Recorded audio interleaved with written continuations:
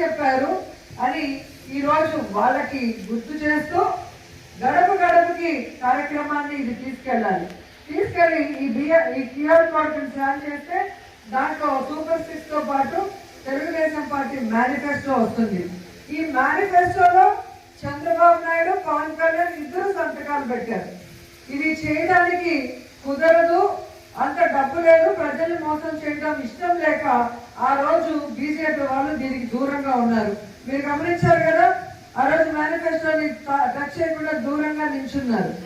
Only Pawan Kalyan and Chandrababu Naidu గారి ఫోటోలతో వెనక బ్యానర్లు, అలాగే ఉమ్మడి మేనిఫెస్టోలో ఇద్దరి సంతకాలు. ఇప్పుడు సంతకం పెట్టి మోసం చేస్తే ఏమంటారు? చీటర్ అంటారు. చీటింగ్ కేసు పెట్టాలి, 420 కేసు. మరి చంద్రబాబు నాయుడు మీద, పవన్ కళ్యాణ్ మీద ఈ 420 కేసు పెట్టాలా వద్దా? ఖచ్చితంగా పెట్టాలి కదా.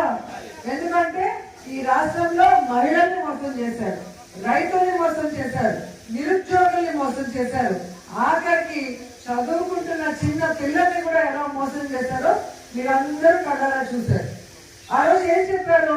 ప్రతి ఒక్కరికి ఆడబిడ్డ నిధి 1500, 18 ఏళ్ళు దాటిన వాళ్ళకి, 60 ఏళ్ళు లోపల ఉన్న ప్రతి ఆడబిడ్డకి ఆడబిడ్డ నిధి కింద 1500 నెలకిస్తాము, సంవత్సరానికి 18,000 ఇస్తాము అన్నారు.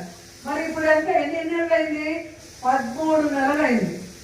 మన రాష్ట్రంలో 2,70,00,000 మంది ఈ ఆడబిడ్డ నిధికి అర్హులు.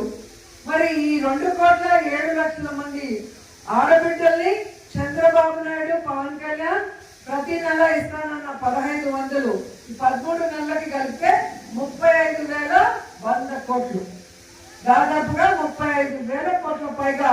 మరి చీటింగ్ చేసిన వాళ్ళ మీద చీటింగ్ కేసు 420 కేసు పెట్టాలా వద్దా? పెట్టాలి కదా.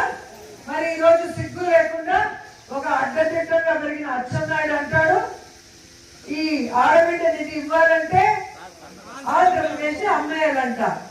మరి ఇన్నిసార్లు మంత్రిగా చేసిన నీకు, ఇన్నిసార్లు ముఖ్యమంత్రి చేసిన చంద్రబాబు నాయుడికి మరి ఇది ఇచ్చేటప్పుడు తెలీదా మేనిఫెస్టోలో ఇది మనం చేయగలమా లేదని? అంటే ప్రజల్ని మోసం చేయాలి, ప్రజల్ని చీటింగ్ చేయాలి, మనం అధికారంలోకి రావాలి. కాబట్టి